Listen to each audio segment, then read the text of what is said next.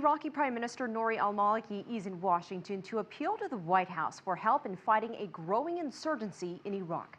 The bloody attacks are causing the worst violence in the country in 5 years since American troops occupied the country.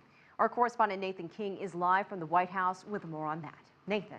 That's right, Elaine. The situation in Iraq is dire. According to the United Nations, 979 Iraqis were killed in violence in October. Those figures out Friday. 2,000 more injured, 6,000 dead in this since the year began. And Prime Minister Nouri al-Maliki saying that there should be a global war against Al-Qaeda and its affiliates, which he blames for the violence. And while the US wants to help after a decade of war, of course, there's a reluctance here in the United States.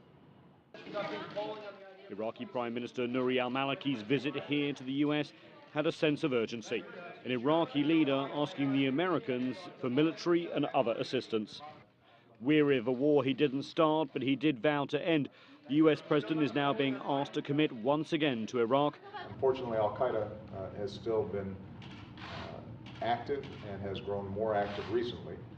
So we had a lot of discussion about how we can work together to push back against that terrorist organization that operates not only in Iraq, but also poses a threat to the entire region and to the United States.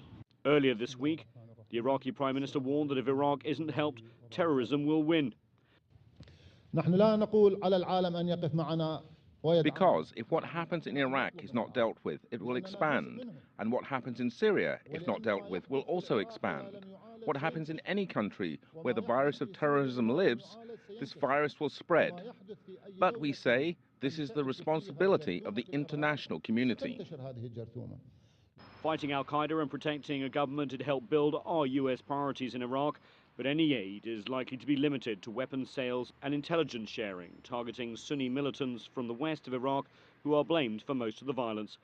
But as Maliki pressed his case here in Washington, many US lawmakers blamed the Shiite Prime Minister for not reaching out to Sunni Muslims and other groups in a bid to build a more inclusive government. Maliki rejects this and says the violence stems from terrorism, not political differences, and is fueled by neighboring Syria's civil war. The US is also pressing the Iraqi government, which has strong ties to Iran, to stop Tehran from shipping weapons to Syria via Iraqi airspace.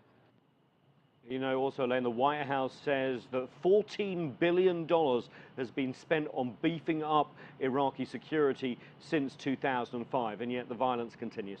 Well, Nathan, what else could the U.S. possibly give Iraq as far as aid to stabilize the country? Yeah, exactly. This is the basis of all the discussions.